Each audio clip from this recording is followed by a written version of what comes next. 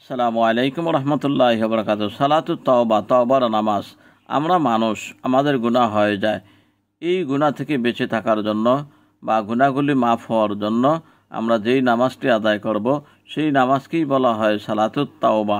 হযরত আলী রাদিয়াল্লাহু তাআলা আনহু থেকে বর্ণিত, তিনি বলেন, হযরত আবু বকর রাদিয়াল্লাহু তাআলা আনহু আমার কাছে হাদিস বর্ণনা করেন।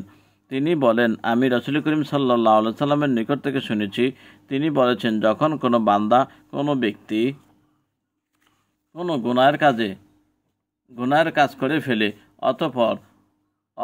অতঃপর পবিত্রতা অর্জন করে এবং 2 রাকাত নামাজ আদায় করে, অতঃপর আল্লাহ তাআলার নিকট ক্ষমা প্রার্থনা করে, তাহলে আল্লাহ পাক ওই ব্যক্তি বা বান্দাকে ক্ষমা করে দেবেন। তিরমিজি শরীফের হাদিস ও মিশকাত শরীফের হাদিস।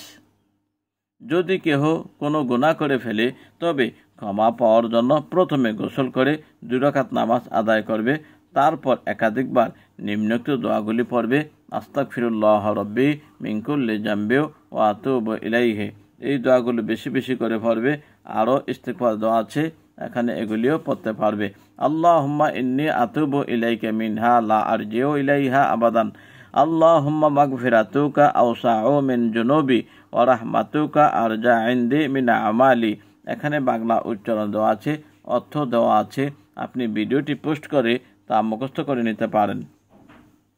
এবার চলুন, এই নামাজের সূরা কি পড়বেন, এই নামাজটি কত রাকাত আদায় করবেন, এই নামাজের নিয়ত কি। প্রিয় দর্শক, এই নামাজটি হচ্ছে 2 রাকাত। এখন কি সূরা দিয়ে পড়বেন? এই নামাজটি যেই কোনো সূরা দিয়ে পড়া যায়, তবে নির্ধারিত কোনো সূরা নেই। অন্যান্য নামাজ আপনি যেই নিয়মে পড়েন, ঠিক এই নামাজটি এই নিয়মেই পড়বেন, শুধুমাত্র নিয়ত পরিবর্তন।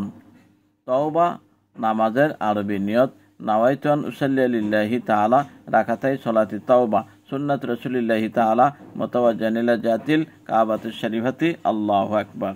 বাংলা নিয়ত: আমি কিবলামুখী হইয়া আল্লাহর উদ্দেশ্যে 2 রাকাত তাওবার নামাজ আদায়ের নিয়ত করিলাম। আল্লাহু আকবার বলিয়া হাত বেঁধে নেবেন।